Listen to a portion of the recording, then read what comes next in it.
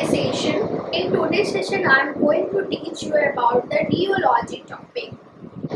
Now, let's start today's session.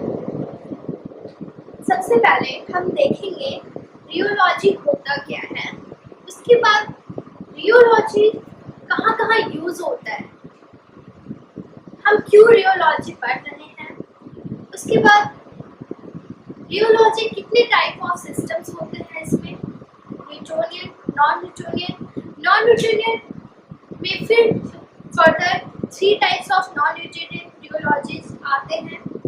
तो आइए हम इसके बारे में आज जानते हैं वन बाय वन।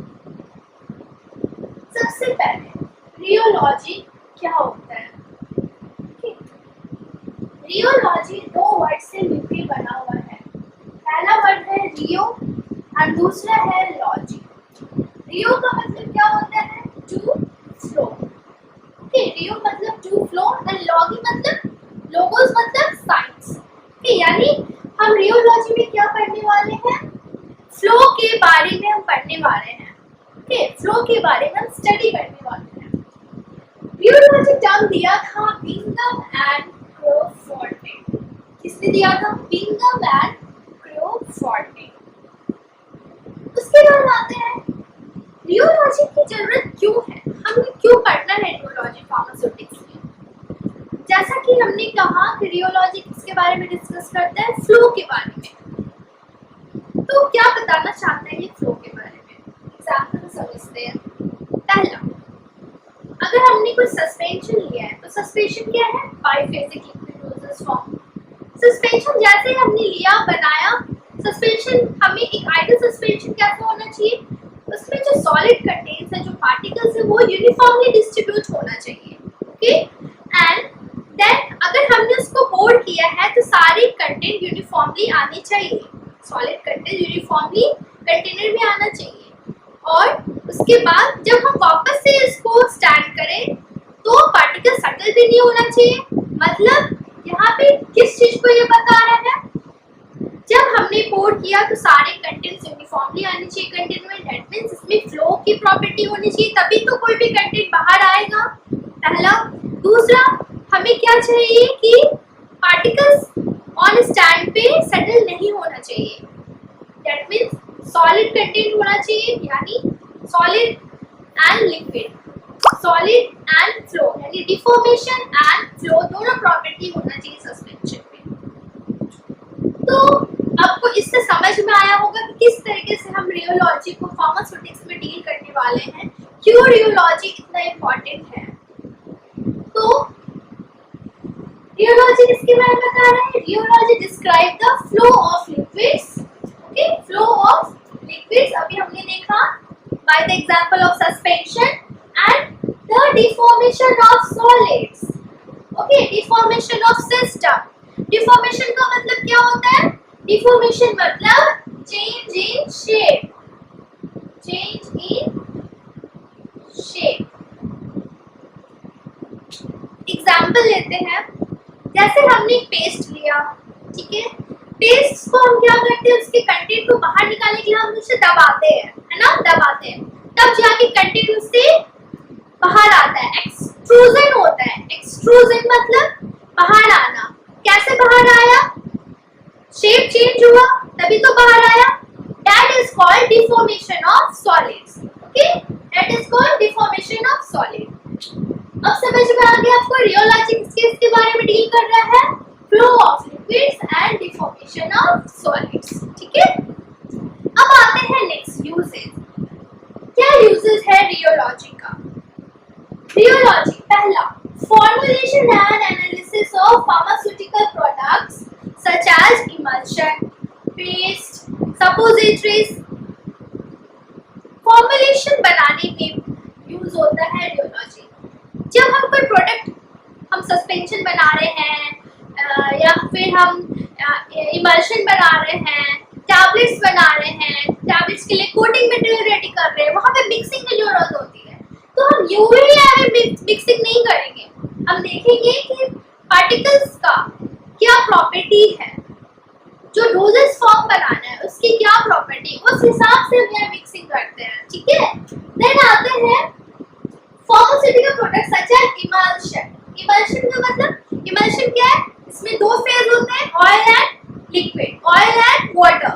ओके, तो यहाँ पे इमल्शन सेम सस्पेंशन की तरह, इमल्शन को भी हमें अगर यूज आउट करना है तो फ्लो प्रॉपर्टी होना चाहिए। पेस्ट, जैसे कि अभी मैंने आपको बताया, पेस्ट कैसे निकलता है, हम जब उस पेस्ट को पुश करते हैं तो जाके पेस्ट यूज आउट होता है, एक्सट्रूजन करते हैं तब पेस्ट बाहर आता है, यानी डिफॉर्मेशन हुआ तभी तो पार्टिकल्स बाहर आया। तो पेस्ट का example again suppositories, suppositories again suppositories में मोल्ड की जरूरत होती है, यानी शेप्स चेंज होते हैं, डिफॉर्मेशन होता है। तो इस तरीके से आपने देखा कि रियोलॉजी इससे एसोसिएटेड है, फार्मास्यूटिकल प्रोडक्ट से। सिर्फ फार्मास्यूटिकल प्रोडक्ट से ही नहीं है, हमारे डेली टू डेली लाइफ से भी एसोसिएटेड है। एग्जांपल लेते हैं, जैसे पेंट्स, ठीक है, पेंट क्या है, जो हम घर पे पेंट करते हैं। तो पेंट जब हम करते हैं वॉल पे तो क्या होना चाहिए, पेंट की कैरेक्टरिस्टिक्स क्या होनी चाहिए, पेंट फ्लूइडिटी होना चाहिए, फ्लूइडिटी नेचर का होना चाहिए, तभी तो वो अच्छे से फ्लो करेगा वॉल पे। अगर फ्लूइडिटी नेचर नहीं होगी तो क्या पेंट कर पाएंगे, नहीं कर पाएंगे, है ना। क्रीम जब हम लगाते हैं, है ना, तो अगर इसमें फ्लूइडिटी प्रॉपर्टी नहीं होगी तो क्या पूरी बॉडी पे अच्छे से वो फैलेगा, स्प्रेड होगा, स्प्रेडेबिलिटी तो होगी नहीं। स्प्रेडेबिलिटी किसकी वजह से आ रही है क्रीम में, फ्लूइडिटी की वजह से, यानी फ्लो प्रॉपर्टी की वजह से। सिरिंजेबिलिटी मतलब हमने सिरिंज से हमें क्या करना है, वायल से कंटेंट लेना है, सिरिंज में भरना है। कैसे भरेंगे, तो हम अगेन क्या करते हैं, विथड्रॉ करने की कोशिश करते हैं। तो वहां पे क्या होता है, फ्लूइडिटी प्रॉपर्टी होनी चाहिए, फ्लो प्रॉपर्टी होगा कंटेंट में, तभी तो वो सिरिंज में आएगा, नहीं तो नहीं आएगा। तो वायल से सिरिंज में विथड्रॉ करने की ही प्रोसेस को क्या बोलते हैं, सिरिंजेबिलिटी। तो आगे यहाँ पे रियोलॉजी वर्क कर रहा है। तो हमने देखा कि ये सारे जो एग्जांपल्स है सब में क्या हो रहा है, रियोलॉजी एसोसिएटेड है। फिर आता है selection of processing equipment and packaging material. इसका मतलब क्या है, प्रोसेसिंग इक्विपमेंट, जैसे कि मैंने पहले ही बताया, अभी जब भी हम कोई फॉर्मुलेशन बना रहे हैं तो डिपेंड करता है हम फॉर्मुलेशन का नेचर क्या है, उस बेसिस पे हम इक्विपमेंट का सिलेक्शन करते हैं, ठीक है। And then packaging material, packaging material का भी सेम डोजेस फॉर्म के बेसिस पे हम पैकेजिंग मटेरियल का सिलेक्शन करते हैं। जैसे हमें अगर फ्लूइड काइंड ऑफ कोई सब्सटेंस है, उसके लिए हम एग्जांपल हमने कोई बॉटल यूज कर लिया, वायल्स यूज कर लिया, सेमी सॉलिड कंटेंट टाइप है तो हमने ट्यूब्स यूज कर लिए। तो ट्यूब्स में अगेन चेंज हुआ, डिफॉर्मेशन हुआ, शेप्स का चेंजेस हुआ। सिरिंजेबिलिटी किसके एग्जांपल्स में आ गए, लिक्विड के एग्जांपल्स में। तो इस तरीके से हमने क्या देखा कि रियोलॉजी ना सिर्फ फार्मास्यूटिकल्स प्रोडक्ट में यूज होते हैं, फार्मास्यूटिकल्स, बल्कि हमारे डेली टू डेली लाइफ में भी यूज हो रहे हैं। अब आते हैं, ये तो था रियोलॉजी के बारे में। उसके बाद आता है रियोलॉजी को शो करने के लिए टर्म आता है रियोग्राफ। क्या टर्म आता है, रियोग्राफ।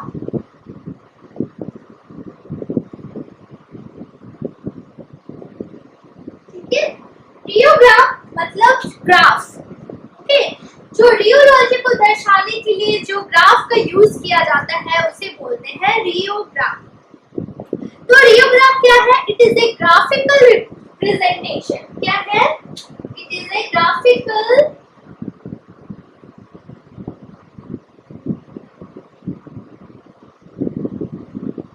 रिप्रेजेंटेशन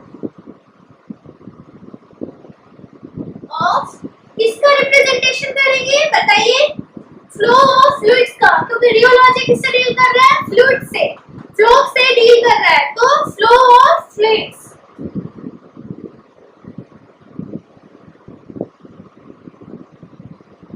अब क्यों लगा रहे हैं फ्लो ऑफ फ्लूइड्स, यहाँ पे फ्लो ऑफ फ्लूइड्स को लगाने के लिए हम कुछ तो कर रहे होंगे, कोई पार्टिकल फ्लो कब करेगा, कब करेगा फ्लो, जब हम उस पर स्ट्रेस लगाएंगे। बिना स्ट्रेस लगाए तो कुछ फ्लो होगा नहीं। टेस्ट में भी हम क्या कर रहे हैं, ऊपर से स्ट्रेस दे रहे हैं, फोर्स लगा रहे हैं, तभी तो मोशन हो रहा है सब्सटेंस का ट्यूब से, तो हम क्या करेंगे, स्ट्रेस लगाएंगे। तो यानी flow of fluids when stress is applied, okay, or force is applied, when force is applied, force apply कर रहे हैं तो रिजल्ट क्या आएगा उसका, फोर्स अप्लाई करने का। हम क्यों फोर्स अप्लाई कर रहे हैं, ताकि जो डोज इस फॉर्म में उसमें फ्लो आ सके, है ना, डोज इस फॉर्म में फ्लो आ सके। तो हम बोल सकते हैं, और व्हेन अटेम्प्ट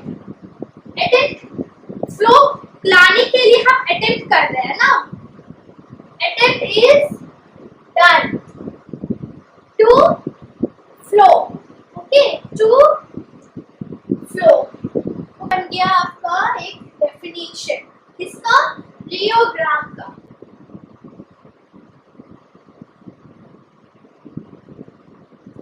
अब समझ में आया रियोग्राम क्या है, graphical representation of flow of fluids when force is applied और when attempt is done to flow the dosage form.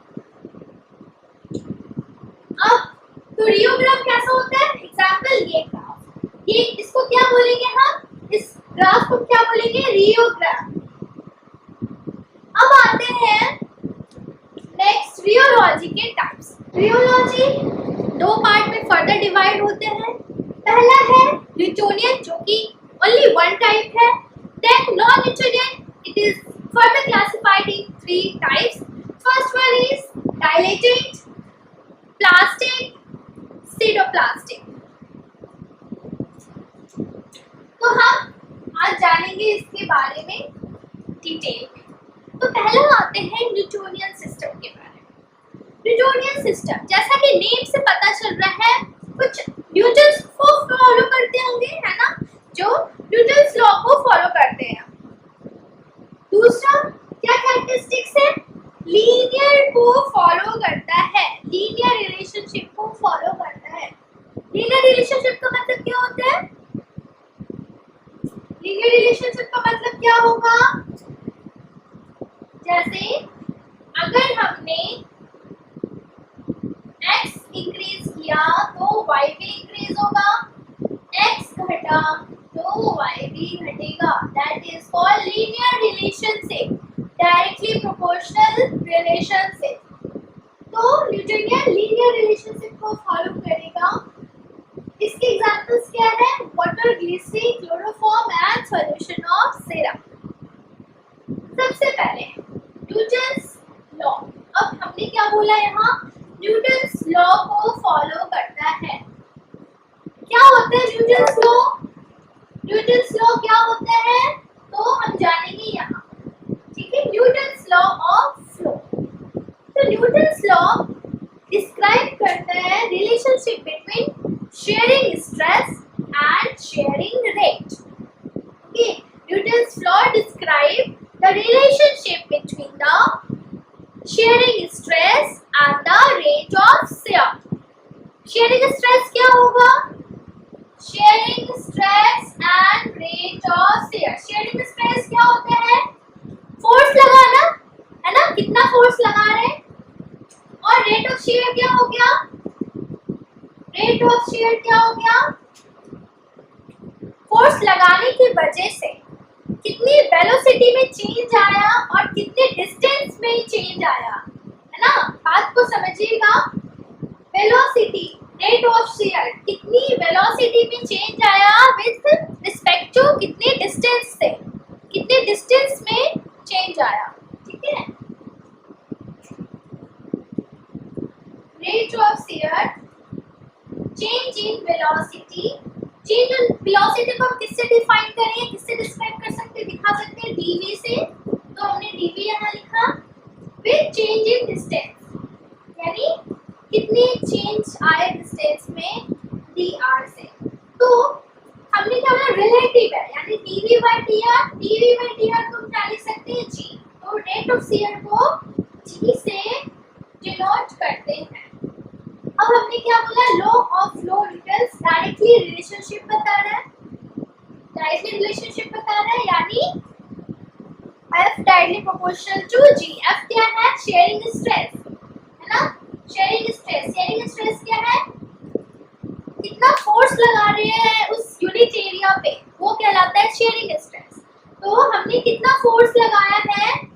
F divided by per unit area यानी A। तो सेम यहाँ लिखा हुआ है shearing stress force per unit area F by A। F by A क्यों लगा रहे हैं?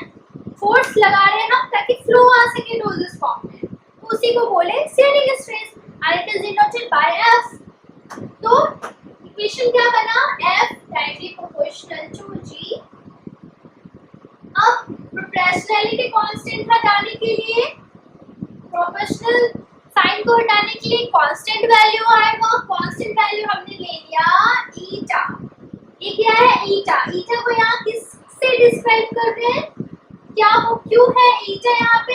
ईटा का मतलब क्या है? Change in viscosity. Change in viscosity, ये है इक्वेशन। अब फॉलो लीनियर रिलेशनशिप, मतलब x बढ़ेगा तो y बढ़ेगा, x घटेगा तो y पर घटेगा। तो डायरेक्ट रिलेशनशिप यानी कि सिंपल लीनियर ग्राफ शो करेगा किसके बीच? Shearing stress and rate of shear के बीच। ठीक है, ये है लीनियर ग्राफ, लीनियरिटी शो कर रहा है।